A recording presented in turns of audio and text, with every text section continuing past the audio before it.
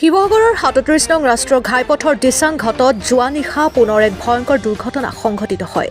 দলঙৰ ৰেলিং ভাঙি দিচাং নদীত পৰি যায় এখন বৃহৎ কয়লা পৰিবাহী ট্ৰাক। ট্ৰাকখনৰ নম্বৰ AP16TE7569।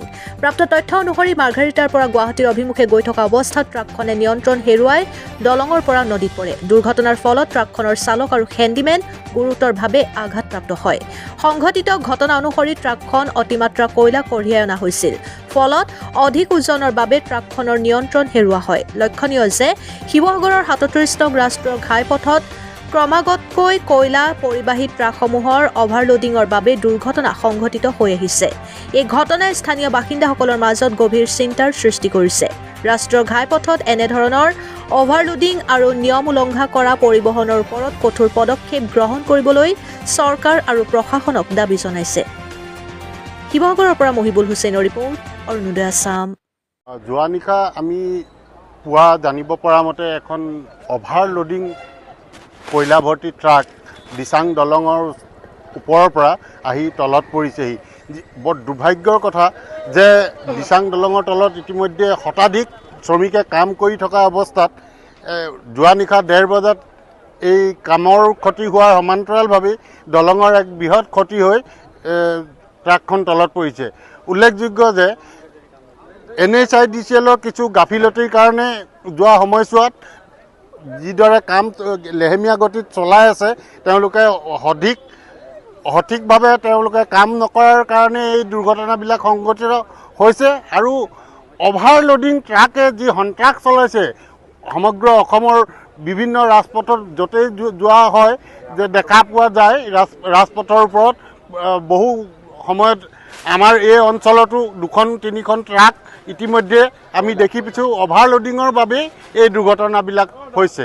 কৰিম পৰৱৰ্তী সময়ত যে কয়লাৰ অভাৰলোডিঙৰ বাবে যিবিলাক ক্ষয় ক্ষতি হৈছে, বিভিন্ন শ্ৰমিকৰ ক্ষয় ক্ষতি হৈছে, আমাৰ ড্ৰাইভাৰ হেণ্ডিমেনৰ ক্ষয় ক্ষতি হৈছে। গতিকে প্ৰশাসনে সঠিক এটা ব্যৱস্থা লওক যাতে এই দুৰ্ঘটনাবোৰ ৰোধ কৰিব পাৰি। মানে এইটো মানে 4 লাইন প্ৰজেক্টৰ চিকিউৰিটি গাৰ্ডে হওঁ।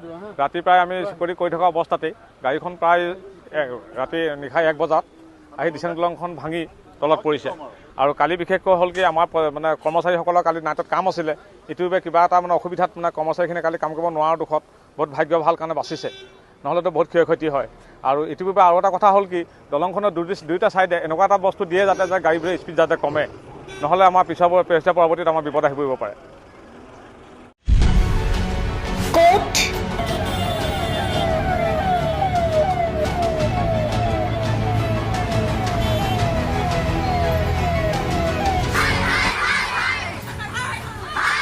কিয় কেনেকৈ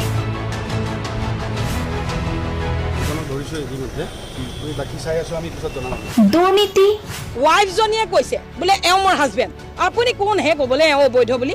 অনিয়ম ভ্ৰষ্টাচাৰ একো নায়কতাবাদ এতিয়াৰ পৰা আৰু নহ'ব। আমি দিম সত্য বাতৰি।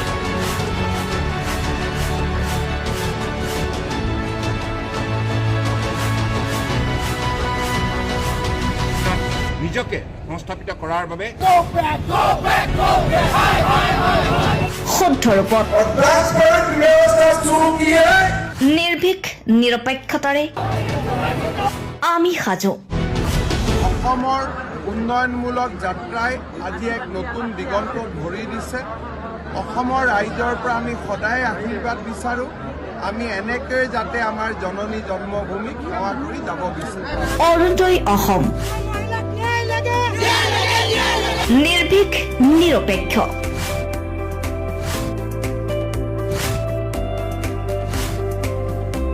ৰাইজৰ বাবে ৰাইজৰ পক্ষত অৰুণোদয় অসম।